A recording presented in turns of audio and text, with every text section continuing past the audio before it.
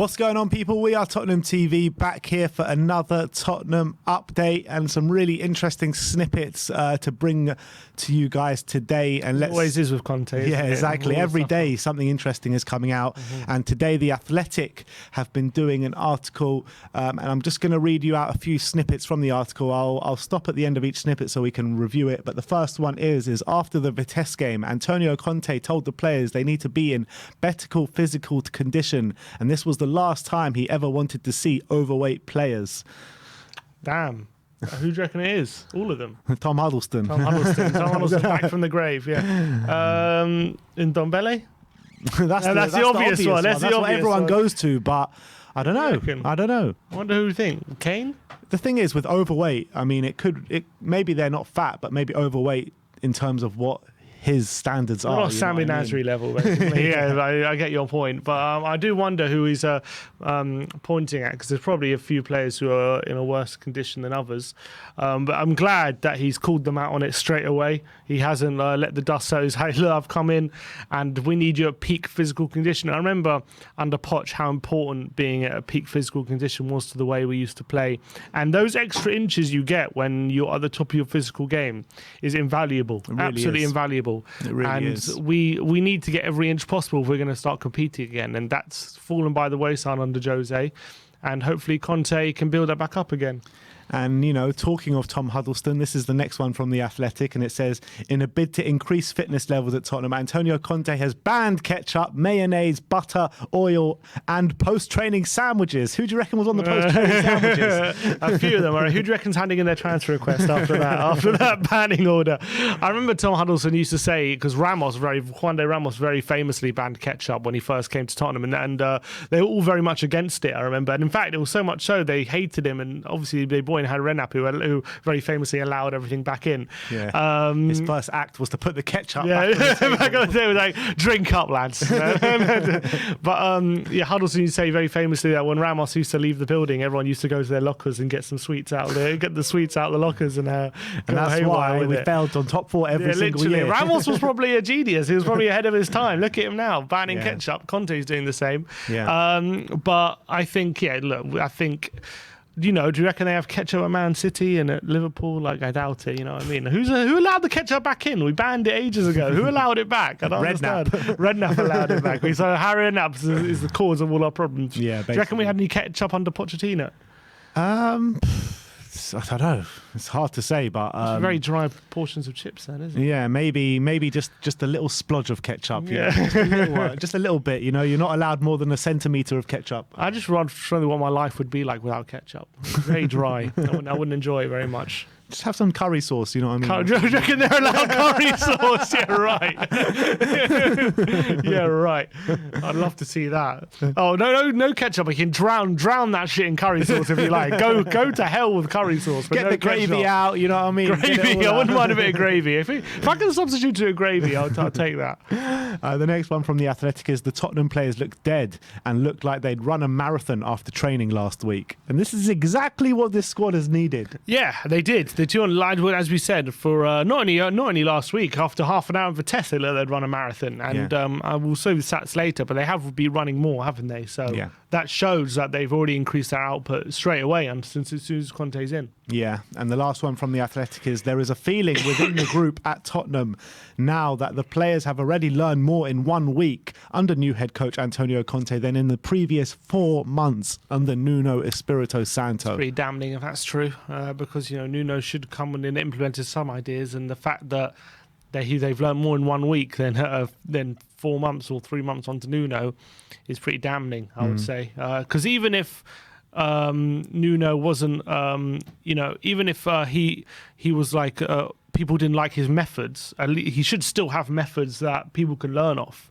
And if the fact that he can't get his message across so poorly shows probably why we're languishing where we are at the moment. The fact of the matter is we were confused watching a Nuno Spurs side. The players didn't seem to buy into it whatsoever. And I'm sure when the appointment was made after bloody 72 days or whatever it was, you know, the players must have been questioning the appointment. They must have been. Clearly, yeah. I mean, everyone knew no one wanted him in the first place. So the fact that when he goes into a job and he's not clearly showing his ideas is a massive problem. That's always going to lead to disaster, which it At the end of the pretty day, much did. if you go from Poch to Jose to Nuno, Yeah. you have to question it, don't you? Of course. But, Wolves, everyone who's spoken about Wolves hasn't said about him not knowing what he's doing or anything like that. They've spoken very highly of him. So, he must have some sort of methods, but maybe he just felt like a lack of authority in the change room.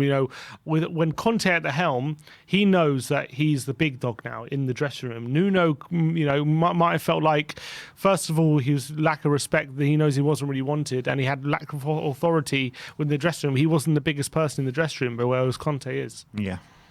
Let's move on. We've got an update from Alistair Gold, and Tottenham Hotspur players who have gone away on international duty have been given extra training schedules by Antonio Conte's staff to take with them to undertake a vastly improve their fitness. So they've been given homework on their international break. Exactly. I'm glad, and they're probably hating it at the moment, aren't they? But look, they need to knuckle down. They need to get those extra hours in. As soon as they finish training international duty, they need to go home and do some more training under Conte. I'm sure Conte's going to video call them, make sure you're doing it. I love it if he it's like when they get back from internationals, it's like doing homework catch up. You done your homework? Go home and do it now if you haven't done it. I love it. I want to see evidence. It's really brilliant.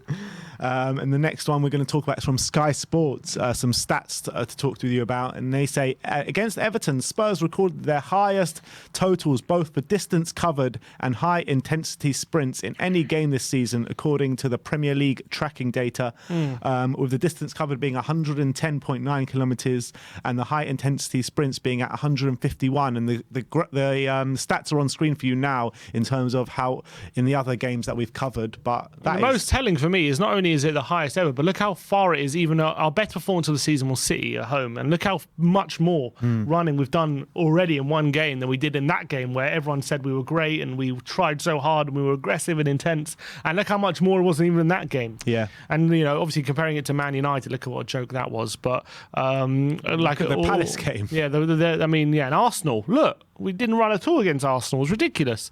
But at least the first game was Everton, clearly he's got the message across. Clearly the players are buying into it straight away. And I think that's proof of it immediately. Yeah. And the more we do that, the more we're going to get used to that kind of running. The players will get used to it. They'll get acclimatized to how Conte wants to play. And once we do that, then the quality should shine through in terms of playing ability. Spot on. La Gazzetta dello Sport have got an update, and they say Jose Mourinho was somehow affected by Antonio Conte's appointment as Tottenham coach. Yeah, I wonder how. I mean, how is this guy affected? I mean, he's got his own job now to worry about. What's he worrying about Antonio Conte and the Tottenham job? I wonder, maybe he's worried that Conte might do a better job than him and he might get outdone. I don't know. It's a weird one if it's true. He is having a bit of a rough ride at the moment now with Roma. They start the season fairly well. Bounce, the Jose Mourinho bounce is getting shorter and shorter. It really is. It really is. Like it used to be like 2 years. And then it's gone down to 1 year. For us, it was like even less. And now it's been like a couple months, and now we're already starting to crack. But did you see his interview after the Europa League game? First, I saw that and the one against Venezia as well. I didn't see the Venezia one. Going in on his players after the Venezia one. He was like, how can they not pass the ball when it was 2-2? It's ridiculous. They have to score. And he started all these conspiracy theories about the referee for that penalty. I don't know what he's I don't know. There's something going on there. He was like saying... do you think it's a penalty? It wasn't a penalty, to be fair. I watched it back. He has a point. It definitely wasn't a penalty. But this is the whole thing, though. Jose always has a point. Yeah. I know, but he always... a point. He's always spot on, but it's just the way he goes about things, which is completely wrong. Like a crazy man. Yeah, it's so true. So in terms of Jose, I don't know. I wonder what he's thinking. Maybe he's thinking he's going to get all the funds I never got or something like that. I don't know. Interesting. Maybe he has a lot of regrets about his time at Spurs. Maybe, but we'll see. Maybe he's got regrets of not weeding out all the deadwood when he could. Because that would have probably stood him in much better stead if he could have got more transfers out the door, and that would have allowed him to get more in the door. But who knows? Who knows? Well, it wasn't on him to get them out the door, was it? Yeah, well, either way, I'm much happier with Conte anyway. Yeah, that's for sure. It's Conte, yeah, come on. Last few to get through some transfer speculation. Gazzetta Italia are saying Tottenham are keeping a close eye spotlight on Juventus midfielder Weston Mckennie. Antonio Conte also appreciates him a lot and believes Mckennie can be the new Vidal. The new Vidal. That's high praise, because Vidal, you know, not only was he a fantastic hard worker, one of the hardest workers in central midfield at the time, but also chipped in many goals and assists as well. He was like a perfect hybrid of a box-to-box midfielder. Never quite hit the heights since leaving Juventus at Bayern and at Barcelona he was at, and now he's at Inter. Never been the same as he was under Conte at Juve, but if he could develop Mckennie into anywhere near a Vidal, then he's worth bringing in for sure. Yeah, Vidal at the top of his game was absolutely world class, but I did feel with Vidal he didn't stay at the top of his game for long enough. Yeah, it was a few years, but it wasn't like a decade or anything. Yeah, exactly. I tell you who played his best football under Conte, who's on a free in the summer. Paul Pogba. Paul Pogba, not Diego Costa. Not Diego. I was thinking of someone who's maybe a bit younger, but Pogba's on a free in the summer. Yeah, right. He's played his best football. He played his best football of his career under Conte. Watch this space. Yeah, watch this space. I'm putting it out there. Just say he doesn't sign a contract. And not only that, but Paratici signed him on a free before as well. Paratici is a good. I didn't say, you heard it, I didn't say anything. You said it all, mate. You said it all. Let's move on to the last bit of news of the update. And this is from Ryan Taylor of the Daily Express. Actually, let's start off with the Damasio one because they say Arsenal have been trying to contact Tottenham Hotspur target Dusan Vlahovic, but his agent won't even take their calls. Jeez. And this followed on from a report a few days ago that Fiorentina and Arsenal have actually agreed a fee, but the agents ain't picking up the call.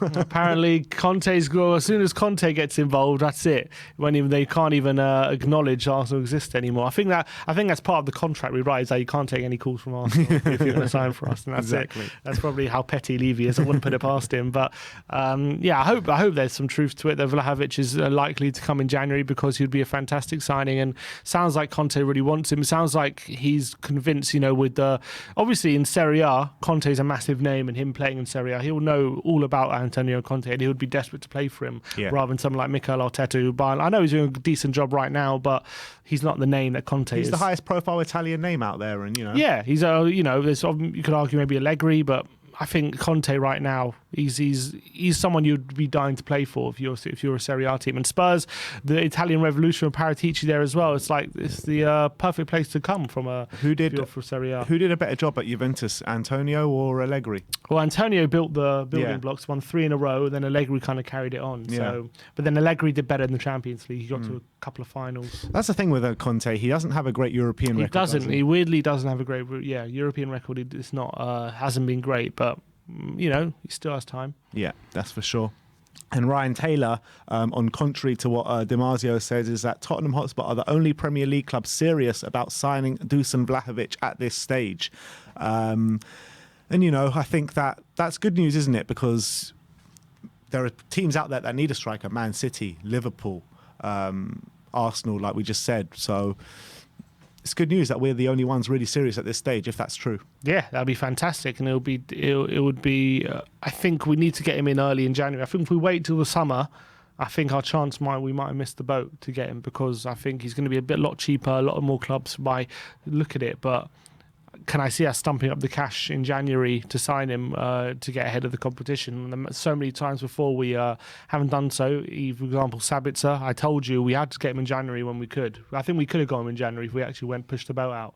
We didn't. We waited till the summer. He obviously went to Bayern Munich, and we missed our chance. Sometimes the opportunities, you just got to take them when they get there. Yeah, Levy, take note, mate. But anyway, that is your Tottenham update for today. Let me know in the comment section below if you have any thoughts regarding any of the news we've brought to you today. Like, subscribe and comment. And as always, come on you Spurs.